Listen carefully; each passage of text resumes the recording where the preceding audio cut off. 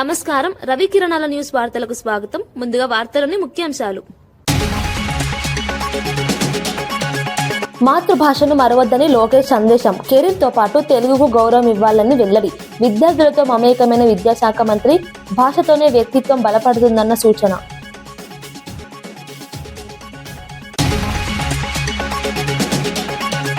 Area బాధిత కుటుంబాలకు వైఎస్ఆర్సీపీ పరామర్శ. ధర్మాన కృష్ణదాస్ సానుభూతి సందేశం. తాగునీటి సమస్యలు పరిష్కరించాలన్న డిమాండ్. వైద్య సదుపాయాలు మెరుగుపరచాలని. చిన్నారి హత్యపై కేటీఆర్ ఆగ్రహం. హంతకులు ఏ పార్టీ వారైనా శిక్ష తప్పదన్న డిమాండ్. బాధితులపైన కేసులంటూ తీవ్ర విమర్శ. న్యాయం జరిగే వరకు పోరాటం చేస్తామని హెచ్చరిక.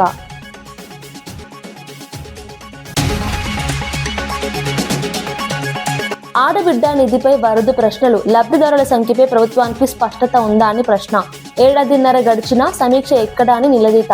మహిళల సంక్షేమంపై స్పష్టమైన ప్రకటన ఇవ్వాలని డిమాండ్. కమ్యూనిజాన్ని బతికించాలని చూస్తున్నారన్న ఆరోపణ. అర్బన్ నక్సలైట్లపై రామచంద్రరావు హెచ్చరిక. ప్రహార్ విధానంతో కఠిన చర్యల సంకేతం. దేశ భద్రతకు విఘాతం కలిగిస్తే సహించబోమని స్పష్టం.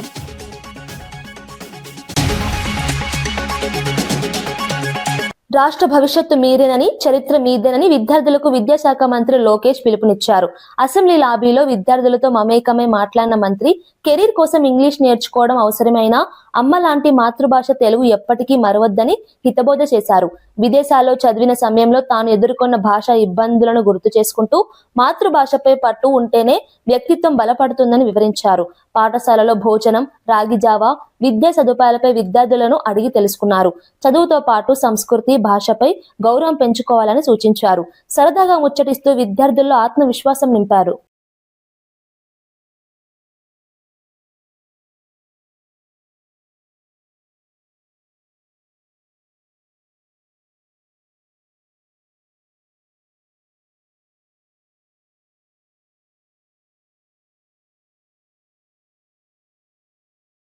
రాజధాని పేరుతో ఒకే ప్రాంతంలో భారీగా ఖర్చు చేసి ఇతర ప్రాంతాలను నిర్లక్ష్యం చేస్తున్నారనే ఆరోపణలు వినిపిస్తున్నాయి.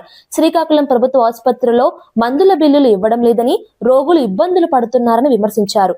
ఇంగ్లీష్ మీడియంలో చదవాలనుకునే పిల్లలకు సరైన సదుపాయాలు లేవని పేర్కొన్నారు. రైతులకు యూరియా సరఫరాలో కూడా లోపాలున్నాయని ఆరోపించారు. సామాన్య ప్రజలు తీవ్ర ఇబ్బందులు ఎదుర్కొంటున్నారని అన్నారు. అభివృద్ధి సమతుల్యంగా జరగాలని, ప్రతి జిల్లాకు సమాన ప్రాధాన్యం ఇవ్వాలని డిమాండ్ చేశారు. రాజధాని అనే పేరుతో డబ్బంతా అక్కడ పెట్టి మిగతా రాష్ట్రాన్నంతా నిర్లక్ష్యం చేసే పని చేస్తూ అన్ని రంగాల్ని వదిలేసి, మీరు నమ్మరు, గవర్నమెంట్ హాస్పిటల్, పెద్ద హాస్పిటల్కి శ్రీకాకుళం పోతే మందు బిల్ల లేదు, మందు బిల్ల ఇచ్చే దిక్కు లేదు అక్కడ. ఇదేమో హాస్పిటల్, ఒక పెద్ద మెడికల్ కాలేజ్, సూపర్ స్పెషాలిటీ, కానీ మంచి ప్రభుత్వం స్టిక్కర్ మాత్రం వచ్చేస్తుంది, అక్కడెక్కడ గోడ కంటించేస్తారు. యూరియా బస్తా రైతు వెళ్తే వాడికి యూరియా బస్తా లేదు. ఇంగ్లీష్ మీడియం చదువుకుంటానంటే ఆ పిల్లడికి చదువు లేదు. పేషెంట్ని చేరుద్దామంటే పనిచేసే ప్రభుత్వ ఆసుపత్రి లేదు. ఏంటిది, ఎటు తీసుకెళ్తున్నారు మీరు? 3,30,00,000 బడ్జెట్ అని చెప్తే ఏం ప్రయోజనం అంటున్నాను. డౌన్లో ఉన్నటువంటి అత్యంత ఎకనామికల్లీ బ్యాక్వర్డ్ క్లాసెస్కి వెనుక 2 నెలల పసిబిడ్డకు కులం, మతం, అధికారం గురించి ఏమి తెలుసని ప్రశ్నిస్తూ కేటీఆర్ ఆగ్రహం వ్యక్తం చేశారు. మనిషి పుట్టిన తర్వాతే కులం, మతం వస్తాయని పేర్కొన్నారు. దేవుడి దర్శనానికి వెళ్లకుండా అడ్డుకొని దాడి చేసి తిరిగి బాధితులపైనే కేసులు పెట్టారని ఆరోపించారు. హంతకులు ఏ పార్టీ వారైనా హంతకులేనని స్పష్టం చేశారు. చిన్నారిని హత్య చేసిన 8 మంది నిందితులను కఠిన శిక్ష పడేలా చూడాలని స్థానిక ఎమ్మెల్యేను డిమాండ్ చేశారు. న్యాయం జరిగే వరకు పోరాటం కొనసాగిస్తామని హెచ్చరించారు. అది కరెక్ట్ గా లేదంటవా? సోమోటోగా తీసుకోవాలి. నువ్వు తప్పు జరిగితే సోమోటో తీసుకోవాలి. సోమోటో అంటే నీ ఎంచట నీవే స్వచ్ఛందంగా తీసుకోవాలి. వాళ్ళు షికాయత్ చేసే అవకాశం కూడా ఇవ్వద్దు. కానీ నువ్వేం చేసినావు? ఇవాళ బాధితులు వచ్చి నీ తరపు నీకు ఫిర్యాదు చేస్తే సిగ్గు లేకుండా అధికార పార్టీ నాయకులకు ఫోన్ చేసి, అయ్యా మీ మీద కంప్లైంట్ వచ్చింది, మీరు వచ్చి కౌంటర్ కంప్లైంట్ ఇవ్వండి అని చెప్పి నువ్వే వాళ్ళను ప్రేరేపించి సిగ్గు లేకుండా చేస్తున్న, వేసుకున్న యూనిఫామ్ కి విలువ లేకుండా, చేస్తున్న ఉద్యోగానికి విలువ లేకుండా, పోలీసు అనే ఒక గౌరవం కూడా కోల్పోయే విధంగా ఇవాళ మీరు వాళ్ళని కాపాడే ప్రయత్నం చేస్తున్నారు. ఆ పాప చనిపోతే పెట్టాల్సిన కేసు ఏంది? హత్య కేసు కాదా? ఆ 8 మంది వాళ్ళైతే దాడి చేసిండ్రో వాళ్ళని జైల్లో పెట్టొద్దా? సిగ్గుందా ఈ నాగర్ కర్నూలు పోలీస్ యంత్రాంగానికి నేను అడుగుతా ఉన్నా. ఇవాళ రోడ్ ఎక్కి ఆ తల్లి బిడ్డ చనిపోయి ఇంకా 3 రోజులు కాలే. ఆ తల్లి ఇవాళ ఆ బిడ్డకు పాలియాల్సిన టైంలో ఇక్కడ కన్నీళ్లతో రోడ్డెక్కి చౌరస్తాలో అంబేద్కర్ సాక్షిగా కూర్చుంటే ఈ స్థానిక యంత్రాంగం, జిల్లా యంత్రాంగం ఆ బిడ్డతో పాటు రాజ్యాంగాన్ని కూడా ఖననం చేసిన మాట వాస్తవం కాదా? డాక్టర్ బాబాసాహెబ్ అంబేద్కర్ విగ్రహం సాక్షిగా ఇలా తల్లి అడుగుతున్నది ఏంది? న్యాయం కాదా? ఏం అడుగుతున్నది ఆమె? అన్నా నేను అడిగిన ఆ అమ్మాయి చెప్పిన చంద్రకళ గారికి ఆడబిడ్డ నిధి పథకం అమలుపై వైఎస్ఆర్సీపీ ఎమ్మెల్సీ వరదు కళ్యాణి కూటమి ప్రభుత్వాన్ని నిలదీశారు. 1.5 కాలం గడిచినా పథకం విధి విధానాలపై సమీక్ష చేశారా అని ప్రశ్నించారు. అసలు లబ్ధిదారుల సంఖ్యపై ప్రభుత్వానికి స్పష్టత ఉందా అని నిలదీశారు. సమాధానం చెప్పలేక బుకాయింపులు చేస్తున్నారని ఆరోపించారు. పథకం అమలు విషయంలో స్పష్టమైన ప్రకటన చేయాలని డిమాండ్ చేశారు. మహిళల సంక్షేమం మాటల్లో కాకుండా కార్యరూపంలో చూపించాలని సూచించారు. రూపాయలు ఇస్తానని చెప్పేసి 18 ఏళ్ళు పైబడి 60 ఏళ్ళ లోపల ఉన్న మహిళలందరికీ నెలకి 1500 చొప్పున ఏడాదికి 18,000 ఇస్తానని చెప్పారు అధ్యక్ష. యాడ్స్ సాంగ్స్లో కూడా వీళ్ళు ప్రచారం చేశారు అధ్యక్ష. ఆడబిడ్డ నిధిని తెచ్చి అండగా ఉంటుంది, ప్రతి నెలకు 1500 అందిస్తుంది, ఈ జెండే అండా కదా టీడీపీ జెండా అని ప్రచారం చేశారు అధ్యక్ష. బాండ్స్ ఇచ్చారు అధ్యక్ష. చూడండి ఇందులో స్పష్టంగా రాశారు జూన్ 24 నుంచి కూడా ఈ పథకాలు ఇస్తామనేసి స్పష్టంగా రాయడం ఈ బాండ్స్లో మనం చూస్తాం అధ్యక్ష. అలాగే వీళ్ళు ఎక్కడికి వెళ్ళినా కూడా నీకు 18,000, నీకు 18,000, నీకు 18,000 అని కూడా ప్రచారం చేశారు అధ్యక్ష. చేయూత అయితే 45 ఏళ్ళు వాళ్ళకు వస్తుంది, ఇదైతే అందరికీ వస్తుంది అని కూడా నమ్మించారు అధ్యక్ష. అయితే ఇన్ని రోజులైనా కూడా మొదటి బడ్జెట్ అయిపోయింది, రెండవ బడ్జెట్ అయిపోయింది, అంటే ఏడాదికి 18,000 చొప్పున ఒక్కొక్క మహిళకి వీళ్ళు 36,000 రూపాయల చొప్పున బాకీ పడ్డారు అధ్యక్ష. దీనికి ఖర్చు అయ్యేది 1,80,00,000 మంది మహిళలు లబ్ధిదారులు అనుకుంటే 32,400 కోట్లు ఏడాదికి ఖర్చు అవుతుంది అధ్యక్ష. నేను మంత్రి గారికి ఒకటే అడుగుతున్నాను అధ్యక్ష, పరిశీలన అంటే ఏంటి? ఆడబిడ్డ నిధి పథకం ఎప్పటి నుంచి అమలు చేస్తారో కనీసం పరిశీలన చేశారా? పథకానికి ఎంతమంది లబ్ధిదారులకు అర్హత ఉందో కనీసం పరిశీలన చేశారా?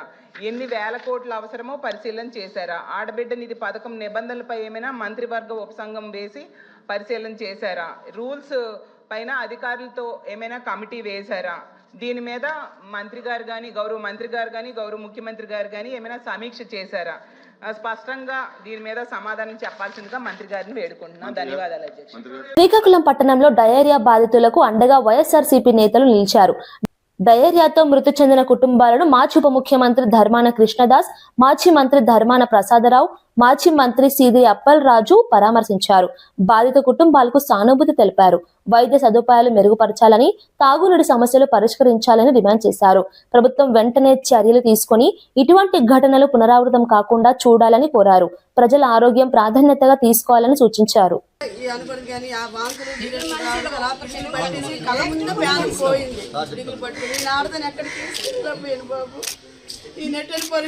ఈయన చెప్తుంది వాంతులు విరోచనాలతో చనిపోయాడు సడన్ గా అన్నది.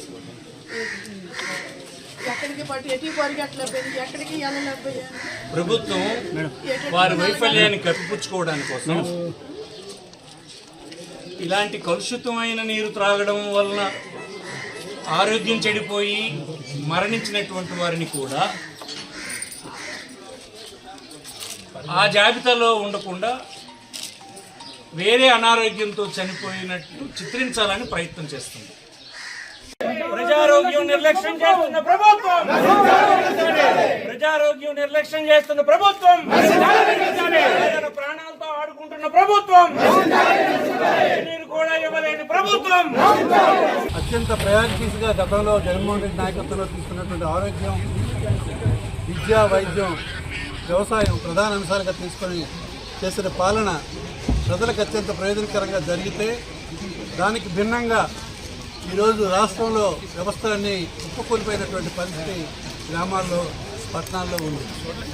ఉదాహరణ శ్రీకాకుళం జిల్లాలో ప్రధానమైనటువంటి పట్టణం ఇక్కడ ఉన్నటువంటి మున్సిపాలిటీలో జరుగుతున్నటువంటి ప్రజారోగ్యం పట్ల మరి ప్రభుత్వం ఎలా స్పందిస్తుందన్న దానికి నిదర్శనంగా డయేరియాతో ఈరోజు 4 ప్రాణాలు పోవడం, ఇంకా అనేక మంది హాస్పిటల్లో ఉండడం, మరి ప్రజలు స్వచ్ఛందంగా వాళ్ళతో కుటుంబ సభ్యులే ఈ ధర్మవరం మాజీ ఎమ్మెల్యే కేతిరెడ్డి సంచలన వ్యాఖ్యలు చేశారు. కష్టకాలంలో పార్టీని విడిచిపోయిన వారిని మళ్లీ పార్టీలోకి తీసుకునే ప్రసక్తి లేదన్నారు. బంధు ప్రీతితో తిరిగి చేర్చుకుంటే వారిని చెప్పుతో కొడతానని తీవ్రంగా స్పందించారు.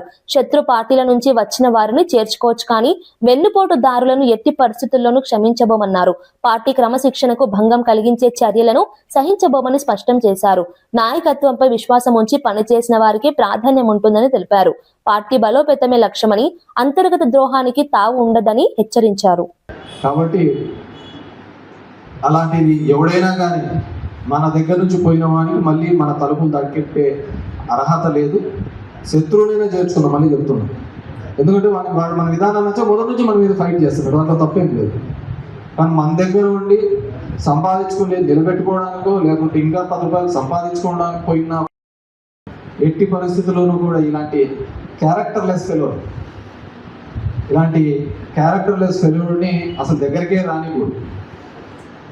నేను చేసిండొచ్చు కొన్ని తప్పులు గతంలో, కానీ మళ్ళీ చెప్తున్నాను, అలాంటి వారిని అందరినీ కూడా దూరం పెట్టి ఒక క్రమశిక్షణ గల వైఎస్ఆర్ కాంగ్రెస్ పార్టీగా ఈ ధర్మవరం నియోజకవర్గాన్ని తీసుకోపోవడానికి మీరందరూ కూడా సహకరించేందుకు మీ అందరికీ కూడా మరొకసారి ధన్యవాదాలు తెలియజేస్తాను.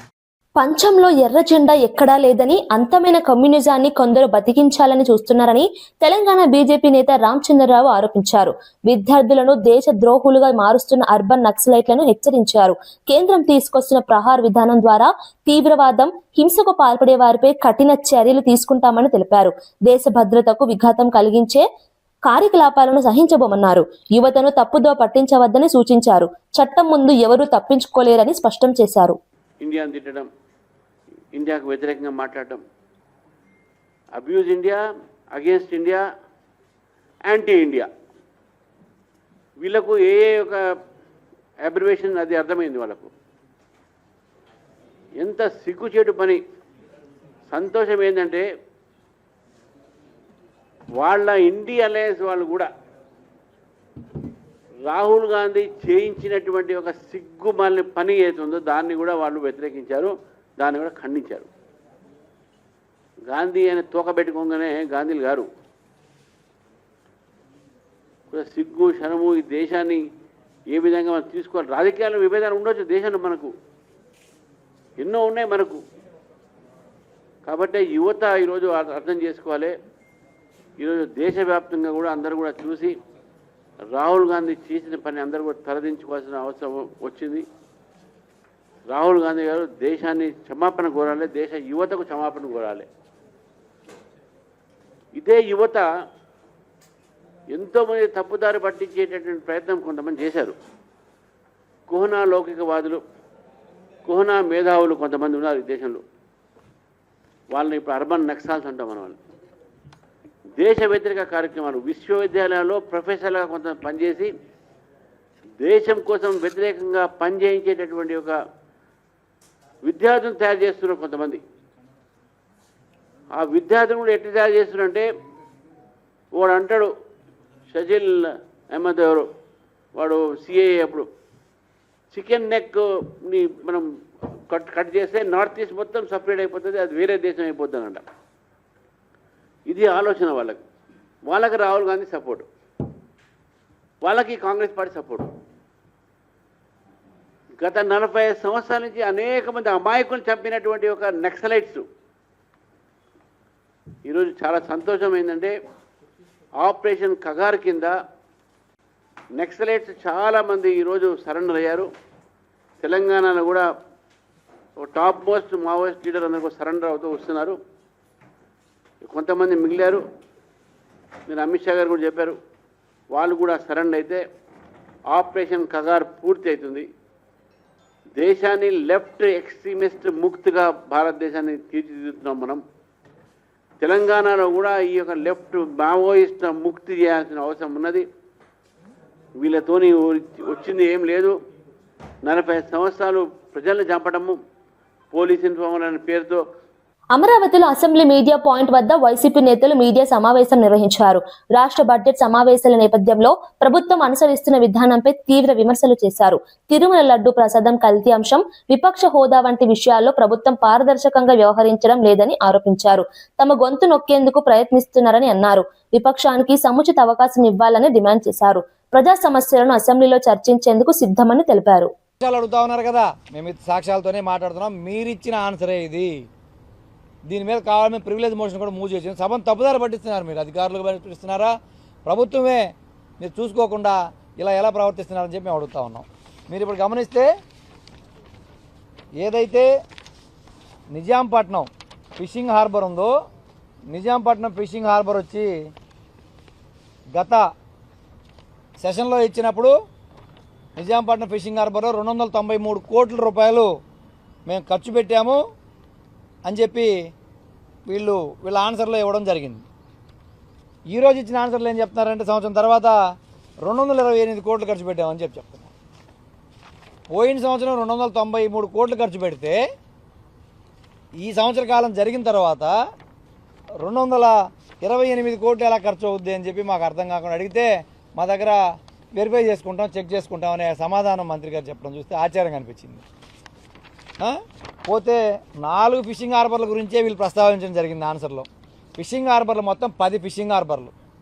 10 ఫిషింగ్ హార్బర్లో మీరు 4 మేమే నిధులు ఖర్చు పెట్టి మా ప్రభుత్వంలోనే ఇవన్నీ కూడా 250 కోట్లు జువ్వలదిండకు కానీ, 293 కోట్లు ఇచ్చిన నిజాంపట్నం కానీ, మచిలీపట్నం 260 కోట్లు కానీ, ఉప్పాడ ఫిషింగ్ హార్బర్ 252 కోట్లు కానీ, ఇవన్నీ కూడా గత ప్రభుత్వంలో జగన్మోహన్ రెడ్డి గారు ఉన్నప్పుడు నిధులు ఖర్చు పెట్టి అన్ని పనులు చేస్తే పోర్టులు కూడా సమాధానం దాటవేసుకొని పక్కకు పోవడం జరిగింది.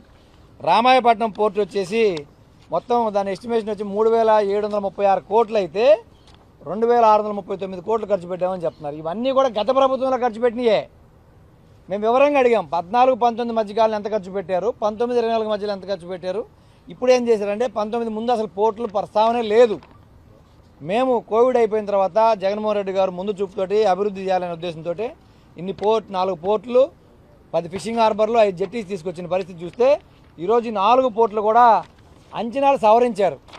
అది ఎక్కడ మీడియాకి కానీ ఎక్కడ కూడా బయట డొమైన్లో దొరికే పరిస్థితి లేదు. ఆ వివరాలు మేము అది అడగడం జరిగింది.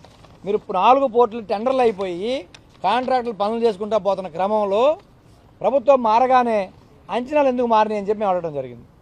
ఆ మారిన అంచనాల వివరాలు ఇవ్వమంటే మేము తర్వాత పంపిస్తాం, పేపర్లన్నీ పంపిస్తాం మీకు, మా దగ్గర సమాధానం లేదని చెప్పి ఈరోజు మంత్రి గారు దాన్ని పక్కన పట్టేసుకొని ఫైల్ సర్దుకొని వెళ్ళిపోవడం జరిగింది.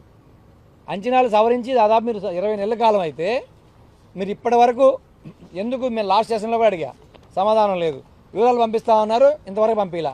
మళ్ళీ 1 year తర్వాత మళ్ళీ ఇప్పుడు అడుగుతుంటే ఇప్పుడు వివరాలు లేవు, అంచనాలు సవరించాం కానీ చెప్పలేను ఇప్పుడు నేను, మళ్ళీ మీకు తర్వాత పేపర్లు పంపిస్తాను అంటే ఏం జరుగుతుంది లోపలని మేము అడుగుతా ఉన్నాం.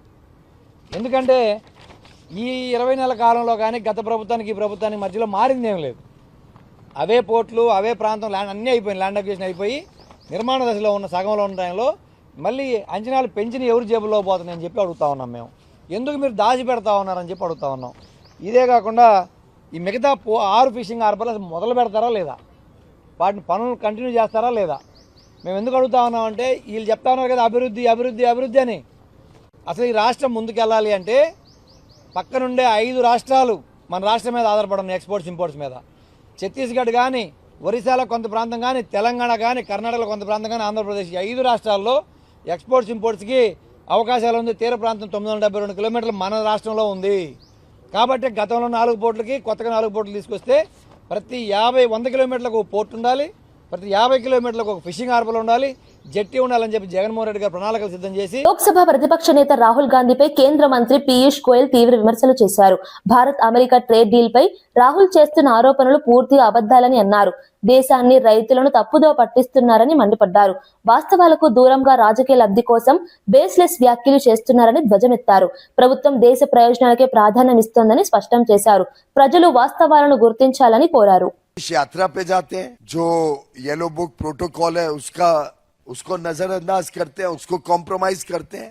उनकी खुद की सुरक्षा के लिए जो इंतजाम सरकार करती है उसको कॉम्प्रोमाइज करते हैं और बाहर जाके भारत और भारतवासियों के साथ कॉम्प्रोमाइज कर, किस प्रकार के देश विरोधी ताकतों से उनका संबंध है ये तो आप सब जानते ही हैं। कैसे वो इल्हान उमार को, जो सोरोस का जोड़ीदार है, जॉर्ज सोरोस के साथ जिनके अवैध संबंध सामने आते रहते हैं, उनको मिलने जुलने का कार्यक्रम करते हैं। किस प्रकार से बॉर्डर सेंसिटिव एरिया लद्दाख में जाके वो विदेशी लोग जो भारत के हितों के खिलाफ काम कर रहे हैं, शाकिर मिराली जैसे, उनके साथ संबंध रखते हैं।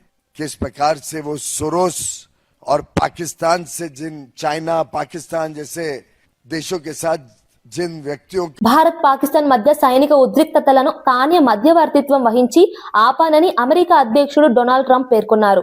స్టేట్ ఆఫ్ ది యూనియన్ ప్రసంగంలో మాట్లాడుతూ తాను జోక్యం చేసుకోకపోయి ఉంటే అణుయుద్ధం జరిగి 3.5 కోట్ల మంది ప్రాణాలు కోల్పోయేవారని పాక్ ప్రధాని షెహబాజ్ షరీఫ్ తనతో చెప్పినట్లు వెల్లడించారు. I used these tariffs, took in hundreds of billions of dollars to make great deals for our country, both economically and on a national security basis. Everything was working well. Countries that were ripping us off for decades are now paying us hundreds of billions of dollars. They were ripping us so badly, you all know that. Everybody knows it. Even the Democrats know it. They just don't want to say it. And yet these countries are now happy, and so are we. We made deals. The deals are all done. And they're happy. They're not making money like they used to, but we're making a lot of money. There was no inflation, tremendous growth. And the big story was how Donald Trump called the economy correctly, and 22 Nobel Prize winners in economics didn't. They got it totally wrong. They got it really wrong. And then just 4 days ago, an unfortunate ruling from the United States Supreme Court. It just came down. It came down. Very unfortunate ruling. But the good news is that almost all countries and corporations want to keep the deal that they already made. ప్రతి ఒక్క వాహనదారుడు traffic నియమాలు తప్పనిసరిగా పాటించాలని Ramagundam police commissioner Ambar Kishore Jha సూచించారు. పెద్దపల్లి జిల్లా గోదావరి ఖని సమీపంలో alive road భద్రత అవగాహన కార్యక్రమం నిర్వహించారు. హెల్మెట్ ధరించిన ద్విచక్ర వాహనదారులకు గులాబీ పూలు అందించి అభినందించారు. రోడ్డు ప్రమాదాలు నివారించడంలో హెల్మెట్ కీలక పాత్ర పోషిస్తుందని చెప్పారు. వేగ నియంత్రణ, సీటు బెల్ట్ వినియోగం, ట్రాఫిక్ సిగ్నల్స్ పాటించడం ప్రతి ఒక్కరి బాధ్యత అని పేర్కొన్నారు. ప్రజలు పోలీసులకు సహకరించి సురక్షిత ప్రయాణం సాధించాలని కోరారు. ఉన్నా కూడా లాభం ఉండదు, ఎప్పుడు కూడా పడిపోతే ఇది ఇమీడియట్ గా బయట వచ్చేస్తుంది. సో దయచేసి ఈ హెల్మెట్ పూర్తిగా సిస్టమ్ పరంగా పెట్టుకోండి. మీరు, మీ రిలేటివ్స్, మీకు తెలిసిన వాళ్ళు ఎవరు కూడా ఈ 2 వీలర్ మీద బయట పోతే తప్పకుండా గుడ్ క్వాలిటీ హెల్మెట్ ఒక 100-200 రూపీస్ సేవ్ చేయడానికి లైఫ్ మీద కాంప్రమైజ్ చేయకండి. మంచిగా పెట్టి లాక్ చేసి డ్రైవ్ చేయండి. జనసేన పార్టీలో రేపటి నుంచి సభ్యత్వ నమోదు ప్రారంభం కానుందని అనంతపురం పార్లమెంట్ ఇన్ఛార్జి హరిప్రసాద్ తెలిపారు. పార్టీ బలోపేతానికి సభ్యత్వ విస్తరణ కీలకమని చెప్పారు. యువత, మహిళలు, రైతులు పెద్ద ఎత్తున చేరాలని పిలుపునిచ్చారు. గ్రామ స్థాయి నుంచి పట్టణాల వరకు ప్రత్యేక శిబిరాలు నిర్వహించనున్నట్లు వెల్లడించారు. సభ్యత్వం ద్వారా పార్టీ సిద్ధాంతాలను ప్రజల్లోకి తీసుకెళ్తామని పేర్కొన్నారు. పారదర్శకంగా నమోదు ప్రక్రియ నిర్వహిస్తామని స్పష్టం చేశారు. అనంతపురం టౌన్ ప్రతి ఒక్క నియోజకవర్గంలో కూడా ప్రజలు, నాయకులారా మీకు చెప్తున్నాను, జనసేన నాయకులకి ప్రజలు మీ గురించి వెయిట్ చేస్తున్నారు. మన నాయకుడి యొక్క గొప్పతనాన్ని తెలియజేస్తూ, అలాగే జనసేన పార్టీ యొక్క సిద్ధాంతాలని ఎలా జనసేన పార్టీ ఈరోజు రాష్ట్ర ప్రజల కోసం పనిచేస్తుందని తెలియజేస్తూ మీరందరూ కూడా, నాయకులందరూ కూడా మీ యొక్క పల్లె నుంచి పల్లె, పంచాయతీ, మండలం, అలాగే నియోజకవర్గ స్థాయికి పల్లెని ఈరోజు జనసేన కార్యకర్తలు, నాయకులు టచ్ చేయబోతున్నారు. బంజారా కులస్తుల సంక్షేమం కోసం ప్రభుత్వం ప్రత్యేక దృష్టి సారించిందని మంత్రి ధనసరి అనసూయ సీతక్క తెలిపారు. ములుగు జిల్లా కేంద్రంలో సంత్ సేవాలాల్ మహారాజ్ 287వ జయంతి కార్యక్రమంలో పాల్గొని మాట్లాడారు. ఆలయ నిర్మాణానికి స్థలం కేటాయించామని వెల్లడించారు. విద్య, ఆరోగ్యం, ఉపాధి రంగాల్లో బంజారాల అభివృద్ధికి కృషి చేస్తామని చెప్పారు. సంతు సేవాలాల్ చూపిన మార్గాన్ని అనుసరించాలని సూచించారు. గిరిజన జాతి అభ్యున్నతికి ప్రభుత్వం కట్టుబడి ఉందన్నారు. కార్యక్రమంలో జిల్లా అధికారులు, ప్రజాప్రతినిధులు పాల్గొన్నారు. వార్తలు ముగించే ముందు ముఖ్యాంశాలు మరోసారి. మాతృభాషను మరవద్దని లోకేష్ సందేశం. కెరీర్ తో పాటు తెలుగుకు గౌరవం ఇవ్వాలని వెల్లడి. విద్యార్థులతో మమేకమైన విద్యాశాఖ మంత్రి. భాషతోనే వ్యక్తిత్వం బలపడుతుందన్న సూచన.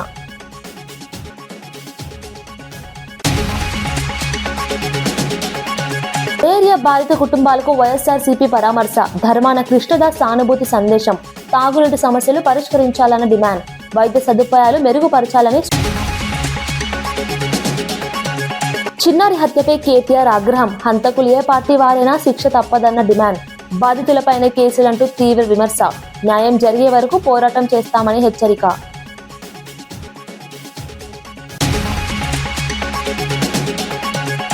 ఆడబిడ్డ నిధిపై వరదు ప్రశ్నలు, లబ్ధిదారుల సంఖ్యపై ప్రభుత్వానికి స్పష్టత ఉందా అని ప్రశ్న, ఏడాదిన్నర గడిచినా సమీక్ష ఎక్కడా అని నిలదీత, మహిళల సంక్షేమంపై స్పష్టమైన ప్రకటన ఇవ్వాలని డిమాండ్. కమ్యూనిజాన్ని బతికించాలని చూస్తున్నారన్న ఆరోపణ, అర్బన్ నక్సలైట్లపై రామచంద్రరావు హెచ్చరిక, ప్రహార్ విధానంతో కఠిన చర్యల సంకేతం, దేశ భద్రతకు విఘాతం కలిగిస్తే సహించబోమని స్పష్టం.